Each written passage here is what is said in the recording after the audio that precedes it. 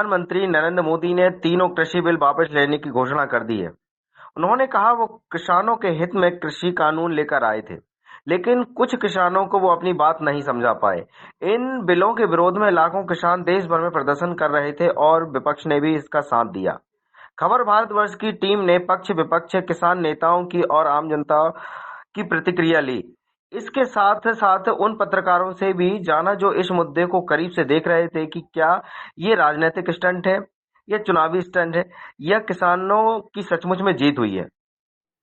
नमस्कार। हम उपस्थित हैं होशंगाबाद में भारतीय जनता पार्टी के जिला उपाध्यक्ष प्रसन्न हरणी जी के पास, जहां हम उनसे बात करेंगे। प्रधानमंत्री जी ने जो कृषि बिल वापस लिए हैं, उन्होंने एक बात कही थी कि हमने देश हित में ये निर्णय लिया है। जहां किसान बहुत ज्यादा विरोध कर रहे थे, बहुत इस बात का कई जगह विरोध भी हुआ है, तो उसको लेकर प्रधानमंत्री जी ने कृषि बिल वापस लेने की घोषणा की है। तो इस पर हम उनसे बात करेंगे और जानेंगे कि उनका इस विषय पर क्या मत है और वो क्या किसानों को कहना चाहेंगे। मेरा इस संबंध में मत ये है कि जो कृषि बिल है वो पूरे किसानों के हित में, क्योंकि किसानों को जो हमारे देश में शिक्षा पद्धति है वो पूर्णतः व्यावसायिक नहीं है। जैसे कृषि के संबंध में हमारे देश में जो पाठ्यक्रम है वो ठीक से इस तरीके से नहीं पढ़ाया जाता जिससे उसको किसानों को ठीक से ज्ञान हो सके कि वो कृषि में क्या करना चाहिए, क्या इनोवेटिव हो सकता है, क्या अपन विकसित राष्ट्र की श्रेणी में आ सकते हैं। एक्चुअल में मोदी जी का विजन था विकसित राष्ट्र का निर्माण करना, तो उसी दिशा में ये कदम थे। जो कृषि के महत्वपूर्ण तीन बिल थे, मैं उसके बारे में बताना चाहता हूँ। उसमें तीन सबसे महत्वपूर्ण था कि आपका जो है आपका माल आप किसी भी देश की किसी भी कोने में बेच सकते हैं। इससे किसानों को बहुत लाभ था, लेकिन इस बात को किसान समझ नहीं पाए, क्योंकि जो लोग थे बिचौलिए उनकी जो व्यवसाय मारे जा रहे थे। इसलिए उन्होंने जो किसानों को एक बार भड़का दिया। तो जो शिक्षा के अभाव में मुझे ऐसा लगता है कि उनके दिमाग में जो बैठ गई जाके ये बिल हमारे खिलाफ है। तो माननीय प्रधानमंत्री जी ने बहुत प्रयास किया समझाने का, हमारे संगठन के माध्यम से भी पूरे देश में जन जागरण अभियान भी हुए, ग्रामीण क्षेत्रों में अभियान भी हुए, लेकिन उसके बाद भी लोगों को उस यहाँ तो ठीक था मध्य प्रदेश में, लेकिन वहाँ पंजाब हरियाणा में उस बिल के प्रति जागरूकता नहीं आ पाई कि इससे क्या फायदा हो सकता है। उसका एक कॉन्ट्रैक्ट फार्मिंग का एक फायदा मैं आपको बताना चाहता हूँ, बहुत छोटा सा।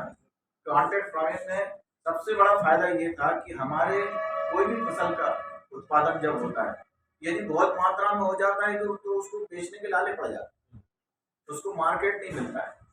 और पता लगा कि टमाटर जो उसने पैदा किया है वो 2 रुपए किलो बिक रहा है, जितना उसका भाड़ा लगता है उतने में उसका टमाटर बिक जाता है, तो भाड़ा भी नहीं निकलता है।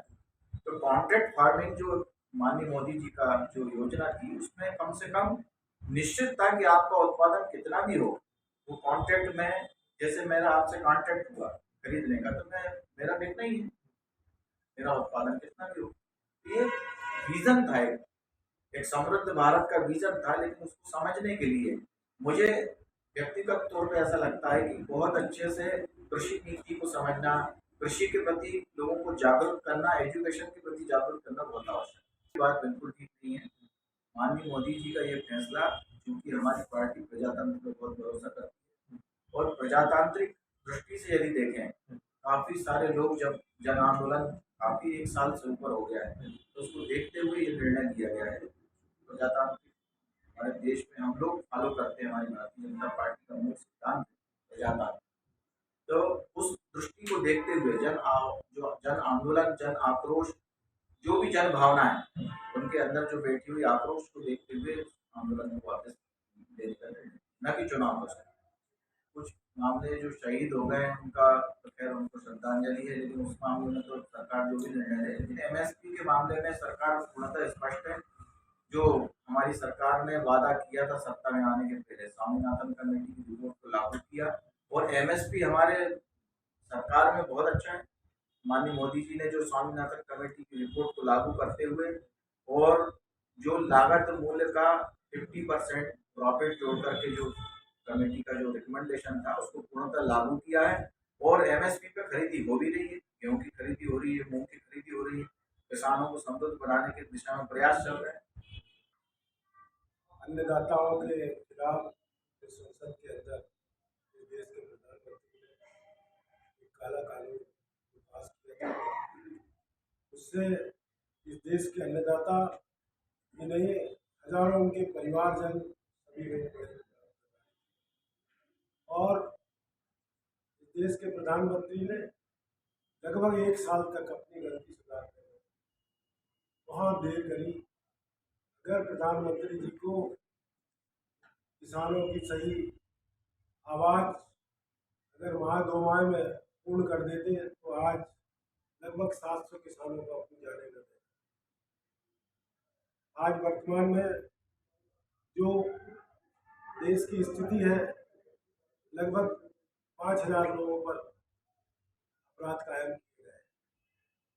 आज किसानों के जो 700 परिवार नहीं रहे हैं, उनके मुआवजे की बात, जो काला कानून है उसके लिए हमारे कांग्रेस पार्टी के पूर्व राष्ट्रीय अध्यक्ष राहुल गांधी ने संसद के अंदर भी ये बात उठाई थी कि ये कानून गलत है और इसका खंडन करना चाहिए।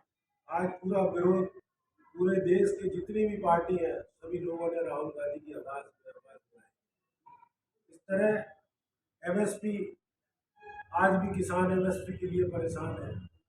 मोदी जी को चाहिए कि उन्होंने जिस तरह अपनी ये गलती को सुधारने में 1 साल लगा दिया, इसमें 700 किसानों की जानें चली गई, देश में किस तरह लोकतंत्र की हत्या हुई, ऐसी सभी बातों को देखने के बाद अगर संसद में आज एमएसपी पे कानून बना दिया जाए, किसानों की बिजली के बिल की बात, किसानों के मुआवजे की बात, और जो भी किसान आज अपनी आवाज़ बुलंद कर रहे हैं दिल्ली में, उसे जल्द से जल्द पूर्ण करना चाहिए ताकि इस देश में लोकतंत्र स्थापित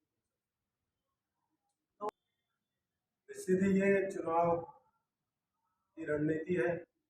आज जब आईबी और सीबीआई से देश को पता लगा कि उत्तर प्रदेश के चुनाव में भारतीय जनता पार्टी की स्थिति बहुत खराब है, स्थिति को सुधारने के लिए किसानों के खिलाफ जो संसद के अंदर बिल पारित किया गया था उसे वापस लेने की योजनाबद्ध तरीके से प्रधानमंत्री ने ये काम किया है।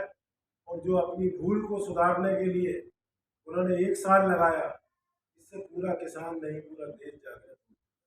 और इसका परिणाम उत्तर प्रदेश में आपको देखने मिलेगा।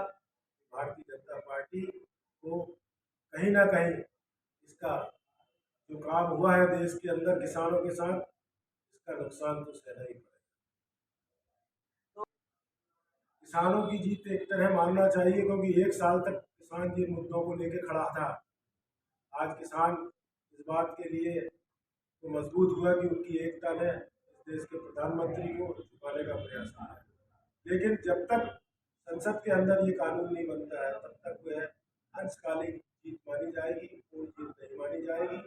और जहाँ मुआवजे देने की बात है, जिन लोगों के परिवार के लोग चले गए हैं, जिनके ऊपर अपराध कायम हुआ है और जिनके ऊपर जिनको आर्थिक नुकसान हुआ है, ऐसे सब मुद्दों को अगर भारतीय जनता पार्टी पूर्ण करती है तभी किसानों की पूर्ण जीत मानी जाएगी।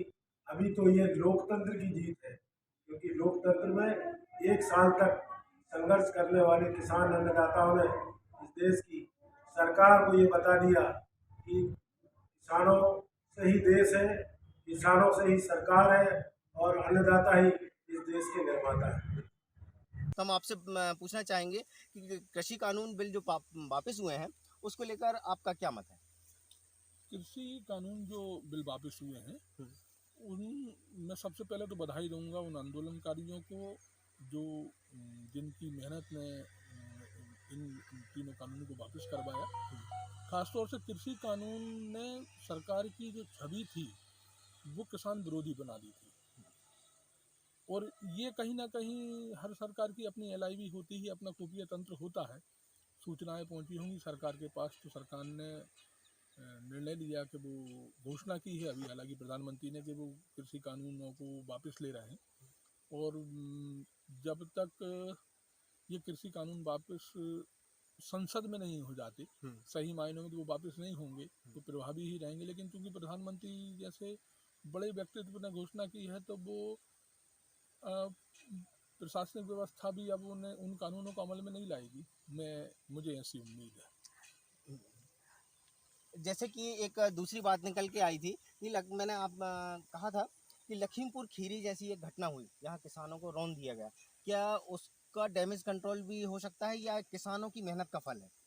ये किसानों की ही मेहनत का फल है। 1 साल से आंदोलन चल रहा है, देश में बहुत बड़ा आंदोलन चल रहा था, ये उसका परिणाम है। और इतने बड़े आंदोलन शायद पूरी विश्व में कहीं नहीं हुए। 1 साल से लगातार किसान बैठे हुए हैं, 700 ज़्यादा किसान उस आंदोलन में शहीद हुए, उनकी मौत हो गई।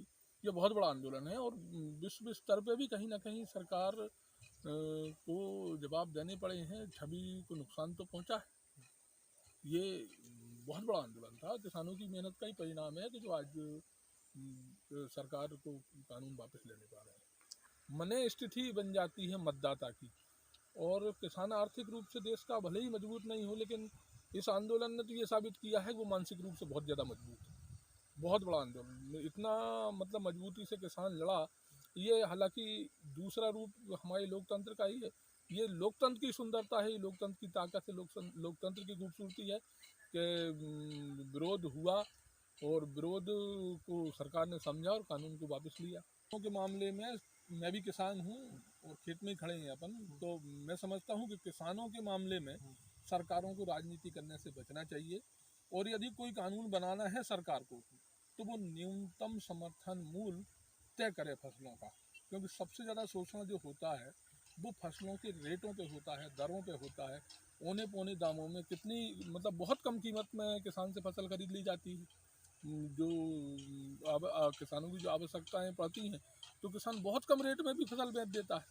तो कम से कम सरकार यदि कानून बनाए, तो कोई भी सरकार हो, यदि वो कानून बनाए तो सिर्फ कानून एक बनना चाहिए, न्यूनतम समर्थन मूल्य तय हो फसलों का। बस इसकी ज़रूरत है किसानों के लिए, और कुछ ज़रूरत बहुत ज़्यादा नहीं है। और जो शोषक तत्व है उन पर कार्रवाई करने का कानून बनाया जाए, किसानों पे का शोषण हो ऐसे कानून ना बनाए जाए। अपने शहर, अपने प्रदेश की ताज़ा खबरों के लिए लाइक करें, शेयर करें, सब्सक्राइब करें और हाँ, बेल आइकन दबाना ना भूलें, क्योंकि खबर हमारी, फैसला जनतंत्र का।